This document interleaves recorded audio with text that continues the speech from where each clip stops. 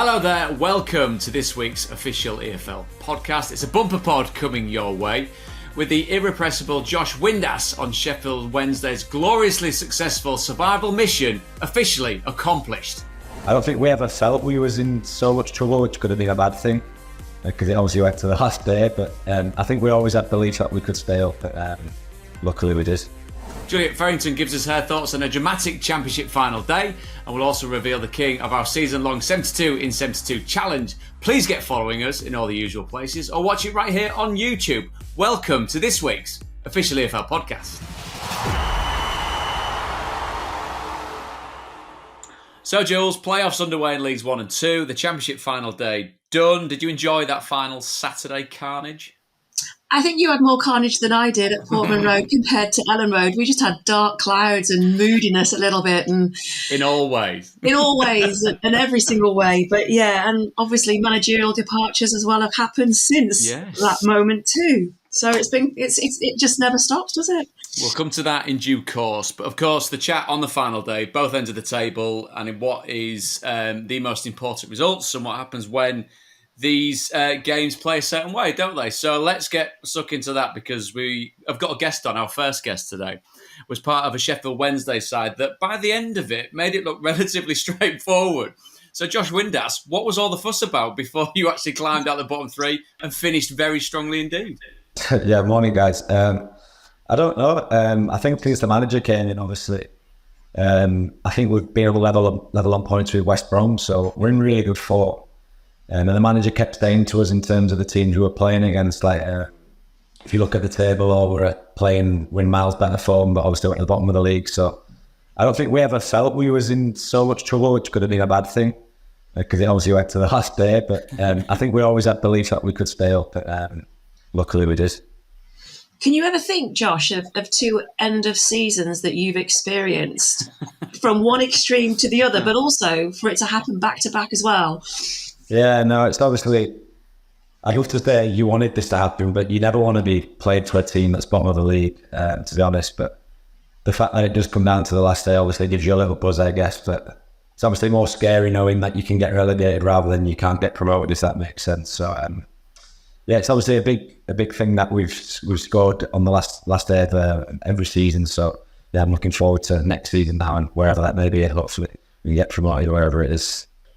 Talk us through the boss. We've heard so much about him. Broadly, it was seen as a man doing very, very good work. But as you were saying, that kind of sense of some great work being done, but the table wasn't lying, was it? It was, no matter how well you did, you were still in the bottom three and then timed those wonderful wins to perfection at the end. What's it like as a manager? What's it like as a man? Yeah, generally, I know a lot of players never come on and like spike the manager off and that, but he was genuinely unbelievable. The best coach. For a minute, you were going to slack him off. I was just waiting, but you know what? He's having it. He's genuinely the best coach I've ever had by far.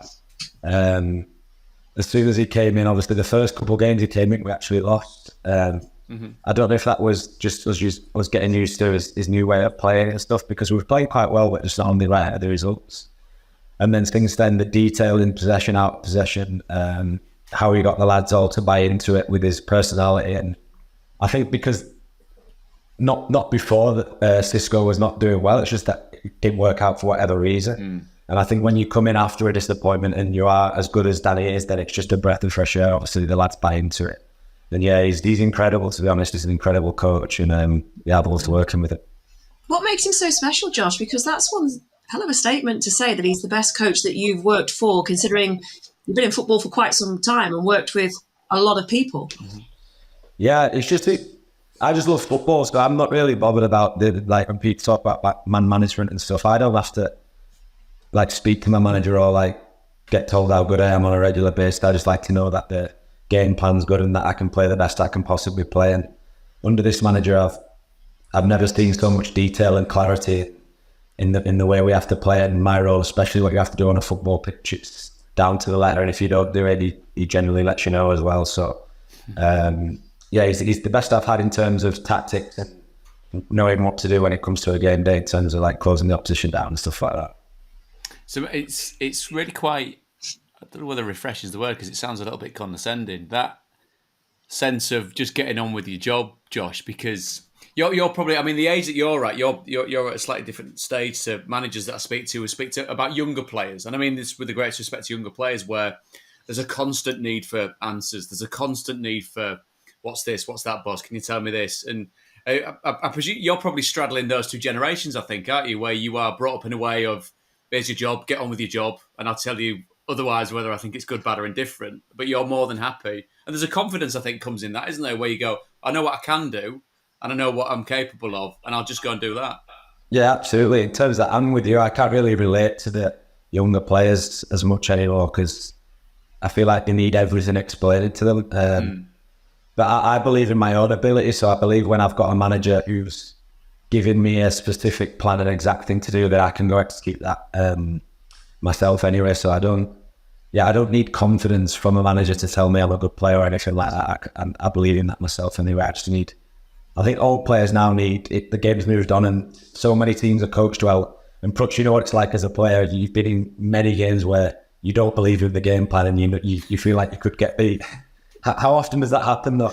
And you kind of collectively look around, going, "Yeah, are you sure about that? No, he's not sure about that." But you just go and play and try to do the best you can anyway. Correct. Whereas under this manager, I feel like every game we go into, no matter who it's against, I feel like what he's told us to do is the right thing. So what was that feeling like then at the start of the season when you were on that winless run and you weren't getting anywhere and you were at the bottom, adrift of that table?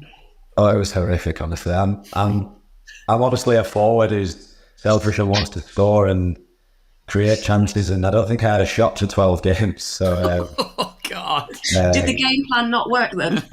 It wasn't even that. I just don't think the lads were taking on board what he was saying, and Cisco was honestly a brilliant guy. Like all the lads got on with him really well. Just obviously in the games, we weren't even close to winning any games. It weren't even like we was being unlucky. We would stay well beaten, out possessed in every game.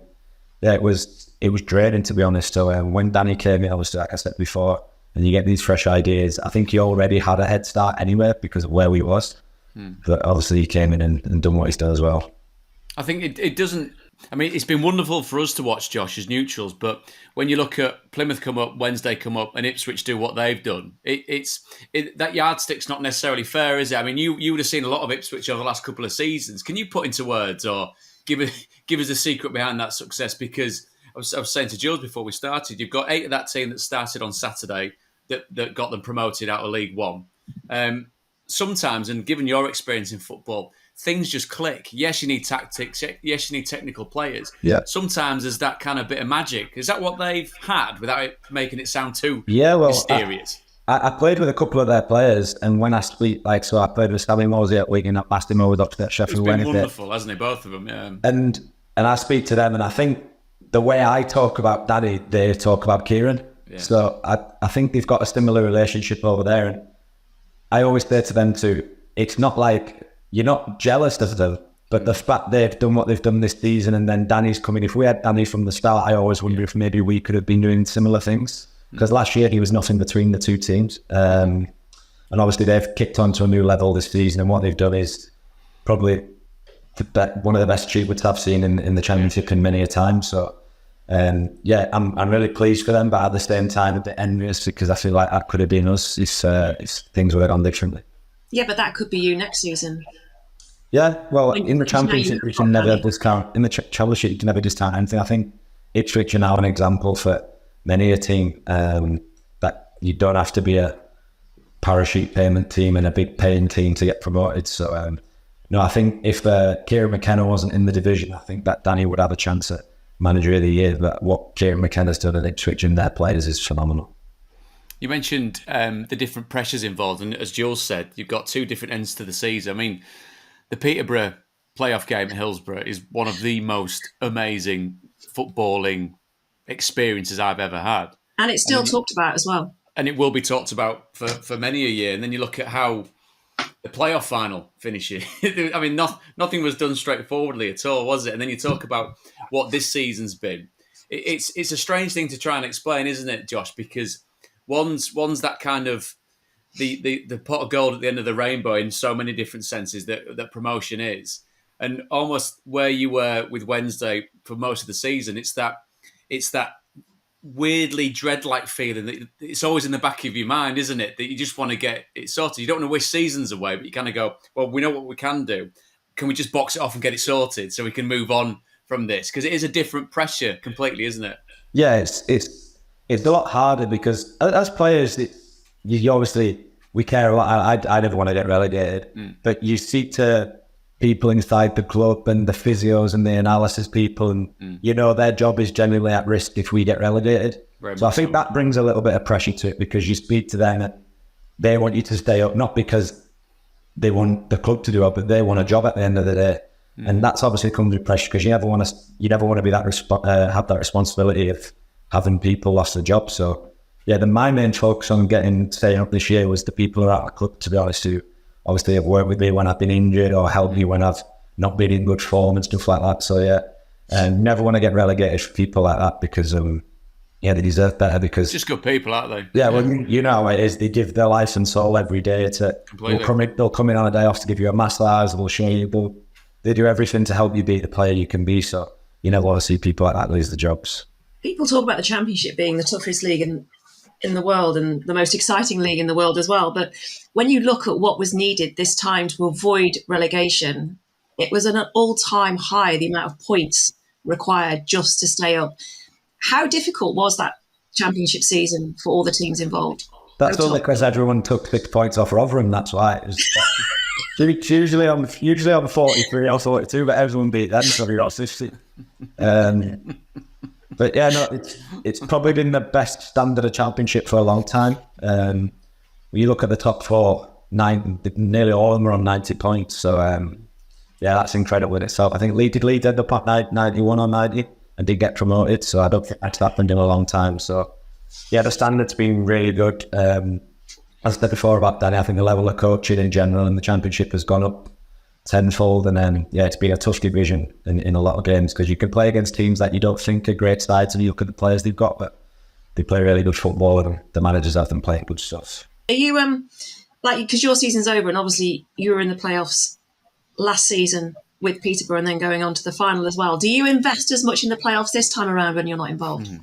Yeah, I love watching the playoffs. I wanted Barnsley to get a late goal last night to stretch it for extra time, but yeah. Boo to Rotherham and cheers for Barnsley. No, I did. I wanted Barnsley to get another goal last night when I was watching it. The game was unbelievable. You just don't get games like that in any other normal scenario, do you? The playoffs just bring out a different side to it. So yeah, I'm looking forward to seeing the second leg of the Crawley game as well, and see if they do anything about that trial. And like you said, though, it's a different vibe now, because you can kind of relax. Well, from a playing point of view, but I mean, obviously, the season's finished, no more games. Discussions potentially for you. It's obviously a football club that you love dearly. You can really sense it with regards to how you talk about Wednesday. Josh, don't worry, I'm not looking for any trade secrets or any exclusives, but it's what's the next port of call for you? Where would you like to see yourself at the start of next season?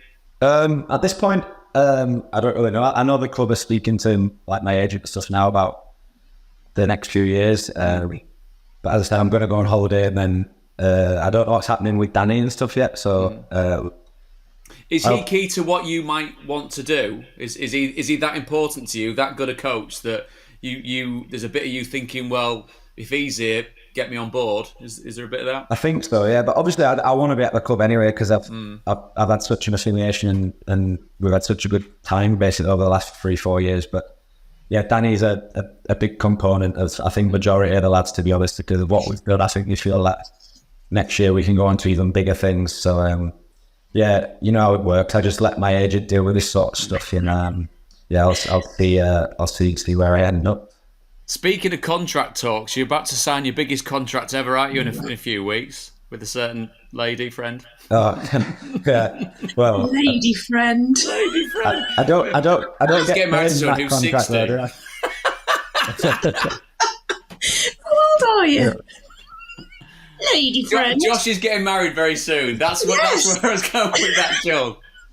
Are you all sorted? Are you looking forward to it? Yeah, we're all sorted. Have you agreed with everything? Because that's basically what you got to do, mate. Yeah, I just need to turn up. Basically, that's all I got to do. And it's across the pond as well, isn't it? It's not in Sheffield Town Hall. It's over in America. Yeah, in America. So gonna go over there with a few of my pals, and it should be a good couple of weeks. Fantastic to hear, mate. Fantastic to hear.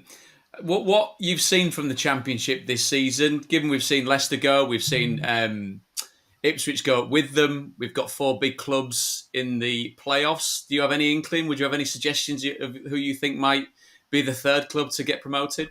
Yeah, I think the winner of last night's tie will go up. Bolton. I think Bolton will go up. And I still think Doncaster and Leeds will win the playoffs. Okay, very Yorkshire heavy. What's your thoughts on that, Jules, it being very Yorkshire heavy? Very Yorkshire heavy. I just think that Southampton, they made that tactical switch, and I just think that Leeds and Southampton could well meet in the final. I know that Russell Martin was changing things around for that last game of the season, and Leeds need players back. Hopefully, if you're a Leeds fan, you'll get those players back as well that were absent. I just think all the pressure is on Leeds. Yeah. What I will say is, though, with Leeds not making the top 2, I do think there's a mental effect of that. Years ago, when I was at Accrington, we lost out on all difference to automatic promotion, and like looking back now I'm a bit older.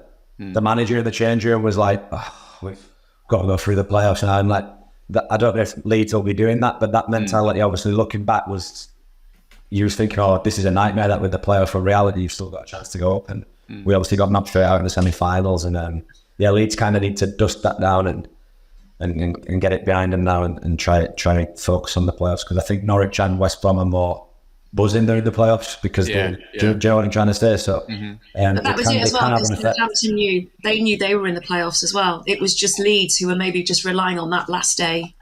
Yeah, and it can mentally have an effect on the team.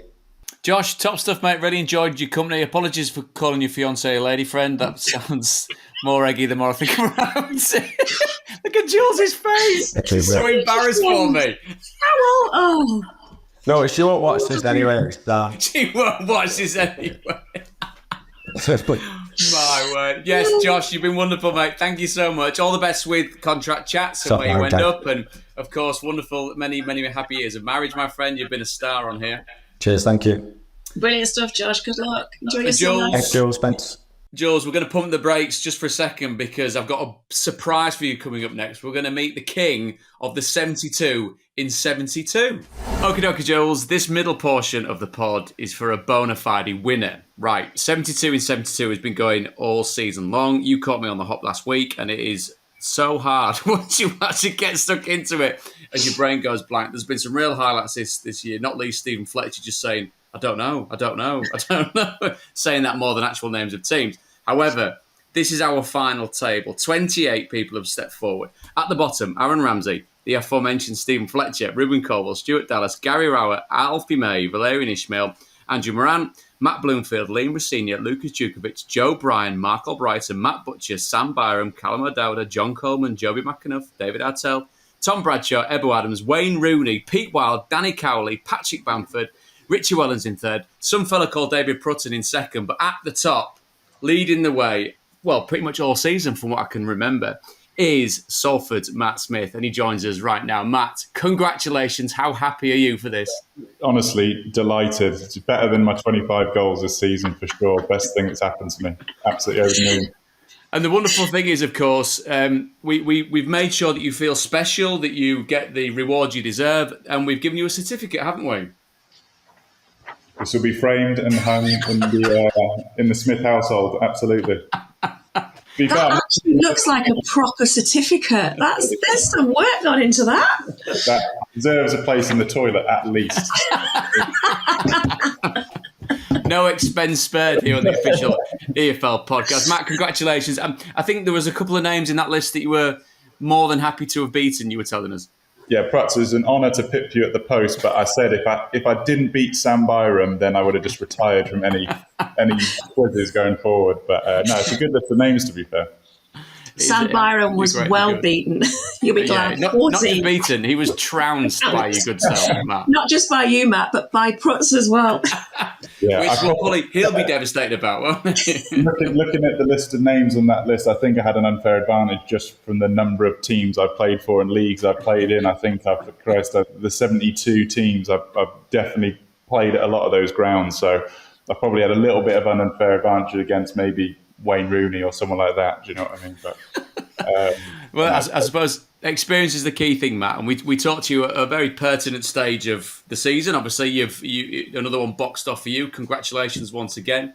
And the places you've been playing football, both from a league point of view and geographically. There's so much under your belt. You've peaked. You've got to this stage of your career, and it's at the stage where you can't miss. How's this season been, and how proud are you of that fact? Yeah, no, lots to be proud about. I think ultimately, from a collective perspective, disappointed. I think we kind of obviously finished last season in such a strong place, and we thought we'd have the season that probably Stockport have had. We felt really good going into the summer, and then it's just been a real injury-ravaged 6 months, which has just killed any sort of momentum going forward. We went into Christmas in a terrible place, really, and then definitely had a bit of a revival under the new manager, who's been great. Loved working with him. And we managed to get some players back, but then it's just been too patchy from a squad perspective. No real consistency, and I think that's really killed us. Disappointing. I think obviously, personally, individually, delighted in terms of the return and kind of what that's brought. But listen, I came to Salford 2.5 years ago to try and get promoted. So obviously, from that perspective, it's been a bit of a disappointment. I couldn't really succeed in that vein, but yeah, so real kind of bittersweet really in a number of ways. But the fact that only 2 other players have scored more league goals from you, or more league goals than you in this campaign, that just sums up the effort that you yourself, from an individual point of view, have put into trying to achieve what you wanted to do. Yeah, I think from my perspective, I have to be very grateful to my teammates. Tell you, I'm sure Prutz has played with big target men over his career. The target men are really only as good as the supply line that they're given. If I've not got good delivery in the box from set pieces or an open play, I can look a bit redundant at times. So I think it's probably more of a testament to the lads around me, giving me good service and being able to get on the end of things, because that's ultimately the thing that's going to make me look good. So probably a testament to that. But like I said, not good enough at the other end of the pitch, and that starts from the front line, but certainly not good in keeping goals out, and that's been really been our Achilles heel all season.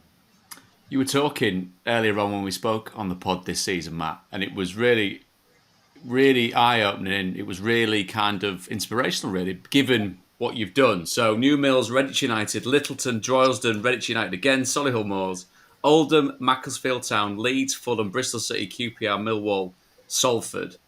That's a hell of a lot of clubs. You've squeezed a hell of a lot of football into a slightly different way of getting into the professional game. But I also think, as you'd said earlier on in the season, that set you up for whatever comes next. And what is next? Is it another football club next? Is it away from having your boots on the pitch? Are you in a nice position now where you can just take a minute, take a breath, look at what's gone, and choose for you on your own terms what comes next?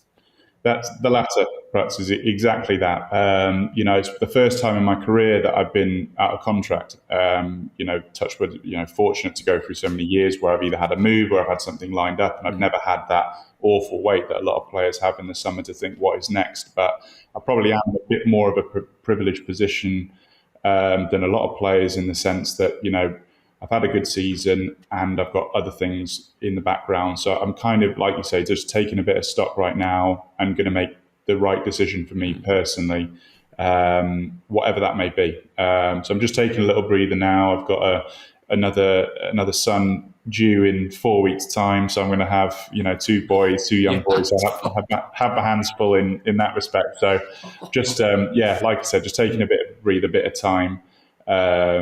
And going to choose wisely what my next step is. And, if that's in football, out of football, that remains to be seen. But exactly what you alluded to before there, perhaps very privileged and very grateful for all of the clubs and experiences that I've had from 18 years old via university through to now. It's interesting you use that word redundant when you were talking about if you don't get the supply, you'll be redundant on the pitch. But it's like as if you haven't been made redundant, have you? You've never had that, because the decision that you're going to make and the choices that you're going to decide upon are all by yourself. It's not as if it's being forced upon you or taken away from you. No, exactly right, Jules. And that will ultimately be my decision. I've been lucky in the past to work with some great managers at some great clubs. Whether that's as a plan A or a plan B. I played a lot as a plan B throughout my career. I can be a little bit Marmite in terms of, I think as we get more and more modern day, I think managers prefer a striker that has a bit more of a skill set than maybe I have. And just scoring over 20 score goals. Yeah. Sorry, Gaffer, you want more than goals? Are you joking? You're the third highest goal scorer across all 4 divisions. You score goals. Yeah, unfortunately for me, sometimes in some games they do want more. I think certainly off the ball, there's a lot of emphasis on pressing from the front. There's a lot of emphasis in being able to run the channel as well as be a bit of a physical presence. That kind of all-rounder number 9. If we could all be Erling Haaland and have that incredible pace, ability to hold the ball up, physical presence, managers want a few more strings to the bow, which is kind of, like I said, probably hindered me under certain management at certain clubs. But I understand it. I'm probably somewhat immobile, but like you say, offer an effectiveness in both boxes. Defensively, I like to think I chip in with my fair share of clearances and particularly from set pieces. So it's kind of worked for me and against me as the years have gone by. So it's so funny. I was chatting to Paul Cook about this the other day because he was on, as he obviously done so wonderfully well with Chesterfield, and he said he was sat with his dad after a game and he wasn't playing a certain player. Because he was talking about what he wasn't doing, but his old man kind of gave him a bit of a telling. I said, "You know he scores lots of goals, don't you?" And he was, "Yeah, actually, good point, Dad. Yeah." Do you know what? Funny. It's funny you say that. That was one of the best bits of advice I ever got from Curtis Fleming, who was my coach at QPR, and he was always the one that said, "Focus on what you're good at," because a lot of people will be so quick to tell you what you're poor at or what you can't do. Correct. For what you can do. Just focus on that, and you're gonna be fine. And he was a great coach for me. I loved working with Kurt. But no, that was that one bit of advice that always stuck with me. And I always thought, you've got a couple of things that you really excel at and that you're really good at. Make sure you get the most out of that, and you'll be okay. And that's what I've done this season. If you look at all my goals, they're quite trademark. Back post headers, or getting on the front foot in the box and getting on the end of things. And that's ultimately what's given me the success this season. But that isn't just down to football, though, because you can apply that to anything. That's just that it sounds as simple as it is, but that's life advice too, isn't it? Just concentrate on what you can do.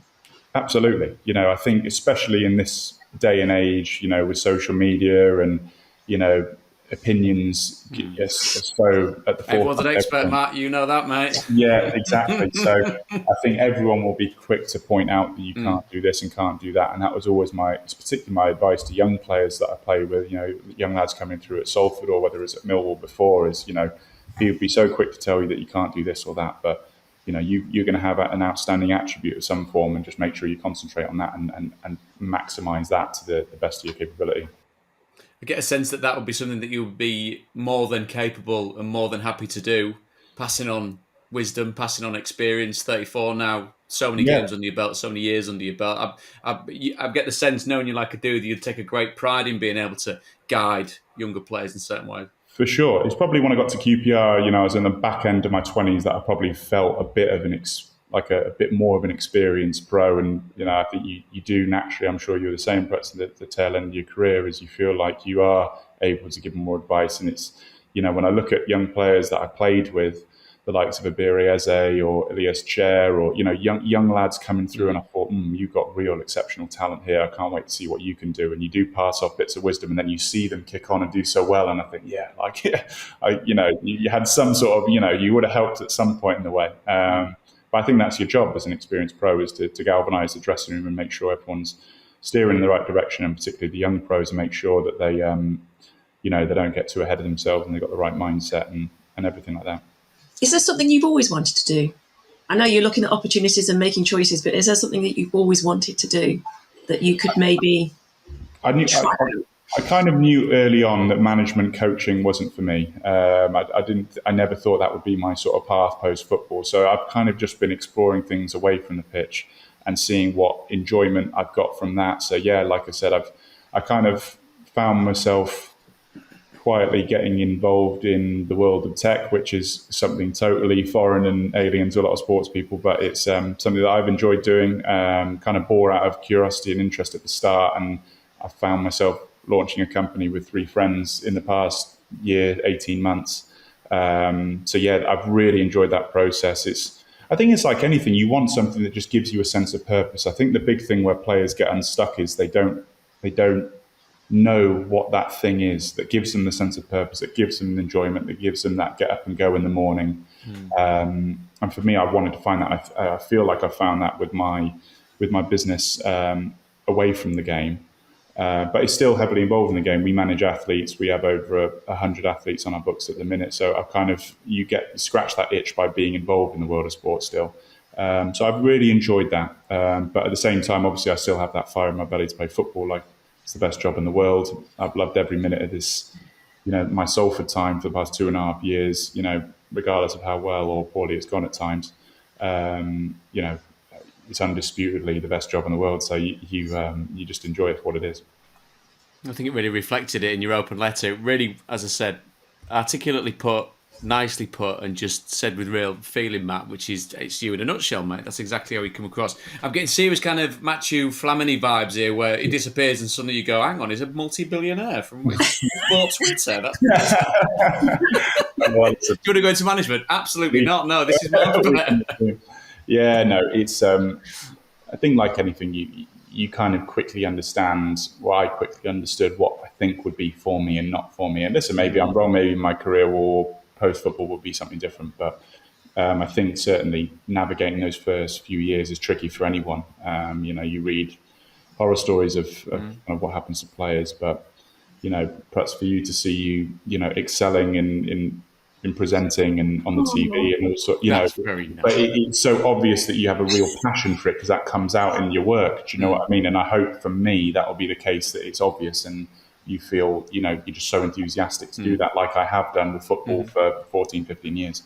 But then you look at it, I suppose, and you could say, well, that has been your career and you've not known anything different. And the sacrifices that you've made and Crux has obviously made as well to be the best you can be in the sport that you compete in. And now when you take that step back, maybe that, that other stuff within you has a chance to blossom, and to shine too in whatever interest that would be. Yeah, exactly. I tried my best over the past sort of, I think, and again, it's what I say to a lot of players coming into their 30s now, because once you do get into your 30s, it's a bit of a battle, getting contracts longer than a year. It's true. Once you hit 30, you're an old man, Jules. It's ridiculous. Every year is a cherished year. That's what they say when you get into your 30s, regardless of how well you do. For me at 35, who's just scored 25 goals, you'd be surprised.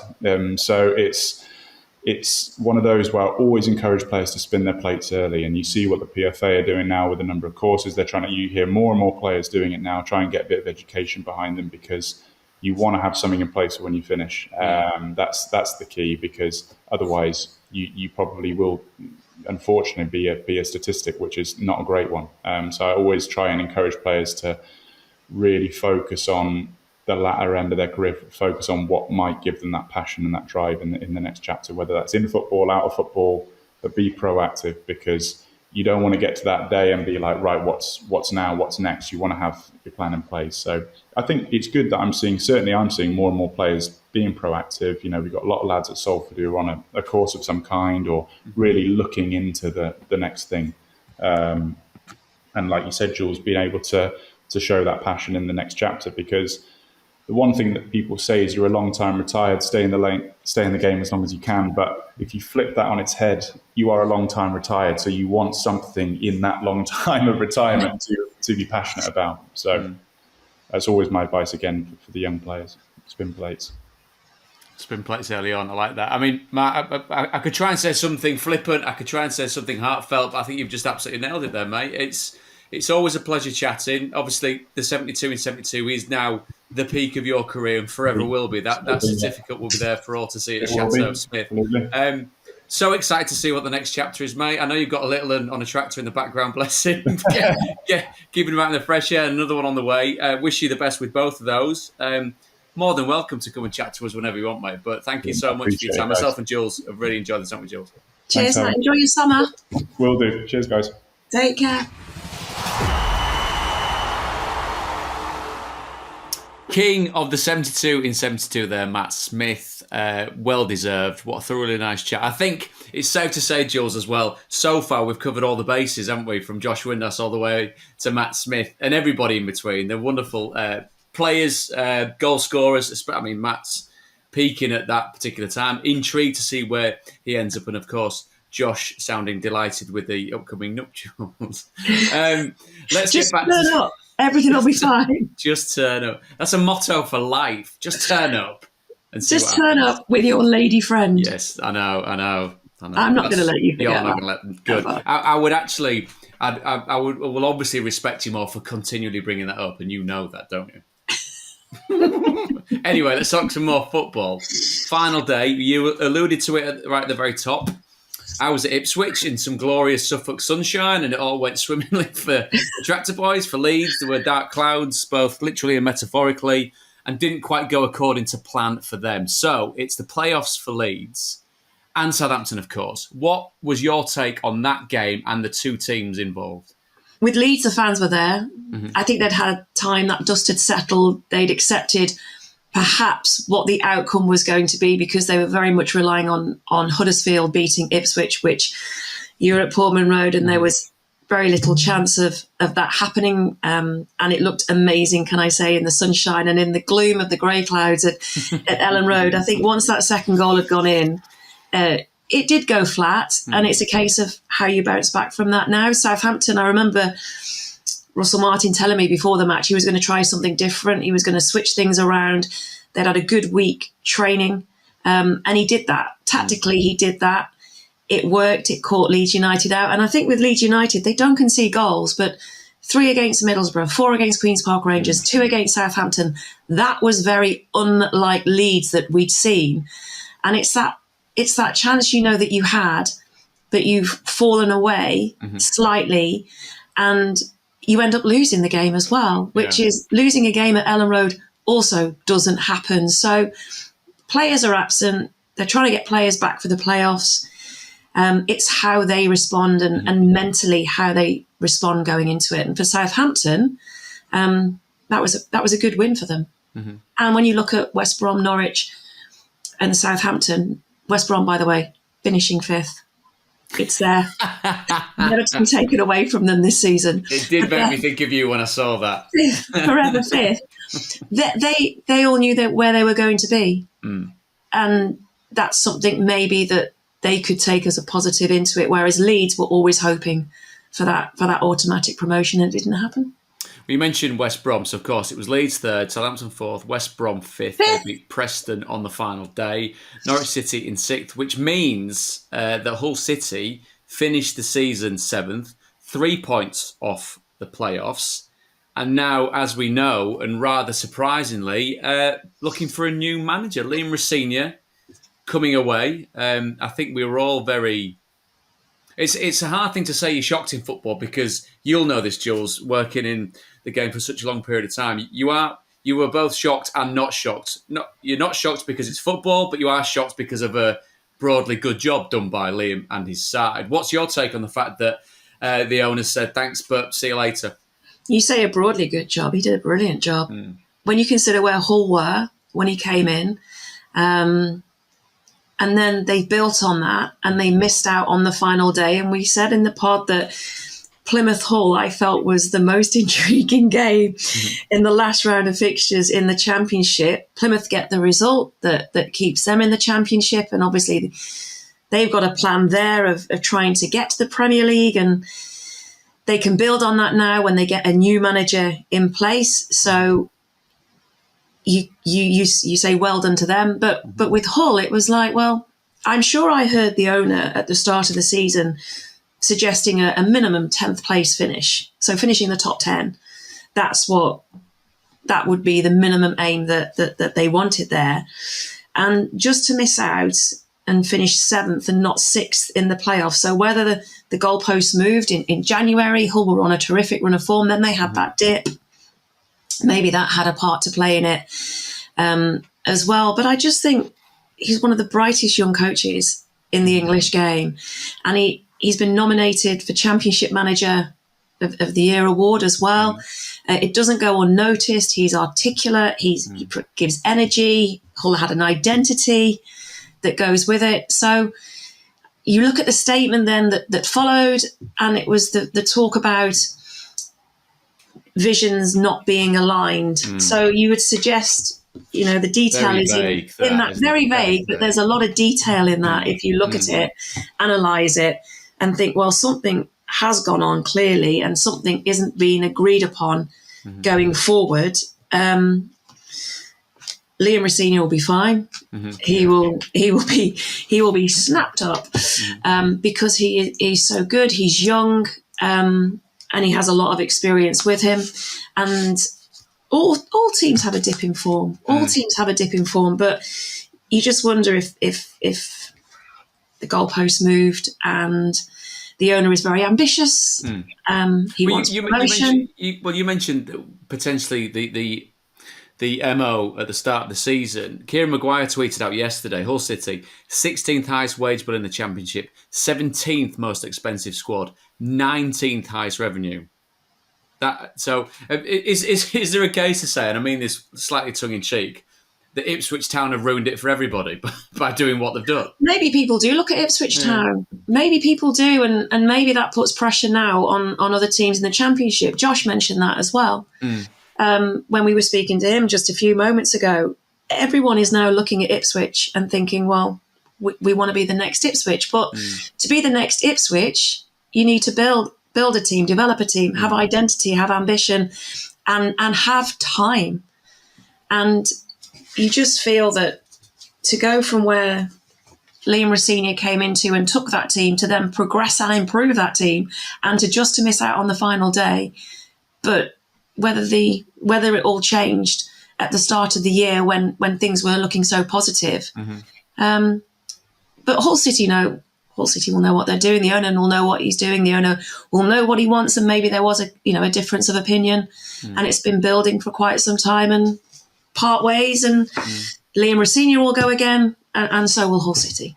I think as well, I suppose if you're in the position which, I mean, it'd be ace if we knew what this felt like, Jules, but it would take quite a leap of putting in £500,000 a week into a football club, and it being over the course of a season to the tune of about £24 million. I mean, it would be nice to know and understand what that type of money felt like. But I suppose if you are going to be kind of black and white about it, if you own the football club, you're investing that, you can make whatever decision you want, really, can't you? And if it's you choose that a manager didn't get you where you wanted to go in a season, you do go again. And I think we'll be keeping our eyes firmly peeled on that. But there is potentially, is there a warning shot with regards to how we find the bottom three when you change managers and think that potentially you should be going in a different direction? Rotherham, of course, they'll be in League One. Huddersfield Town, Andre Brighton writer. I mean, talk about scorched earth. He didn't leave any stone unturned in his post-match assessment of what he saw, not just from his side against Ipswich, but from what he'd seen since he'd come into the football. Since he came into the town. And then you're going to mention Birmingham City, aren't you?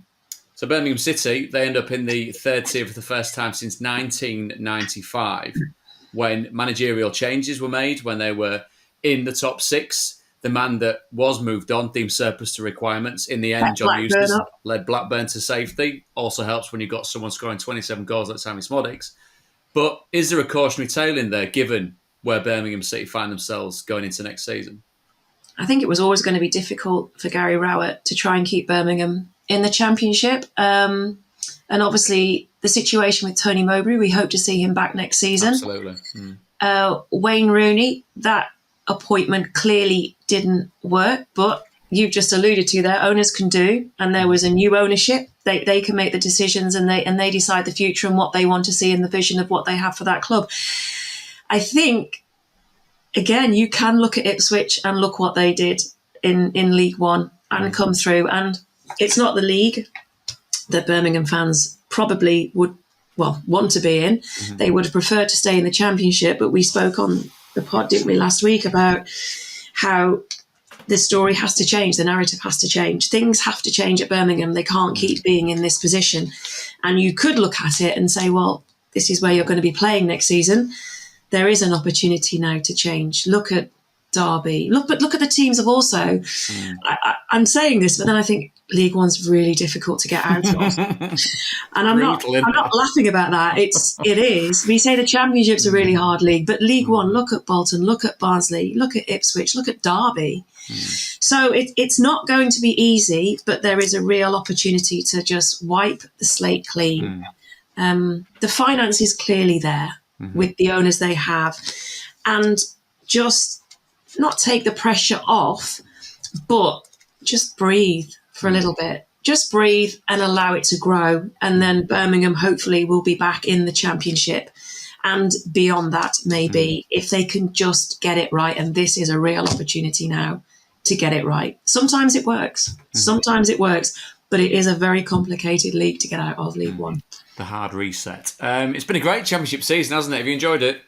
I have. Ipswich, I think, has just been the story of the EFL. And although they're not in the Championship, shout out to Doncaster Rovers as well. I think they've been a huge story of the EFL season with the position that they were in at the start of the year and to where they are now. I think there's been some brilliant stories in the EFL, and it hasn't always gone to plan, which is what Championship EFL football is all about. Never goes to plan. Exactly. Never. And we welcome back Chesterfield. You can never predict it.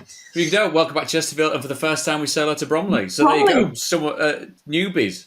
Always nice to see newbies, isn't it? It is. And Bromley obviously going up in the manner which they did as well in a playoff final. It's just fresh, and it'd be exciting to see what they bring. Fresh and exciting, like you, Juliet Farrington. Thanks for joining us. Thank you. Maybe not on a Wednesday morning, but yes. Fresh and exciting. Your lady friend. Right, I'm off. How utterly glorious. 3 extremely good guests, all wonderfully unique. If you've enjoyed this episode, then please give us a follow in all the usual places or watch us on YouTube. I promise it's well worth it. My name's David Prutton, and I'll see you same time next week for another episode of the official EFL Podcast.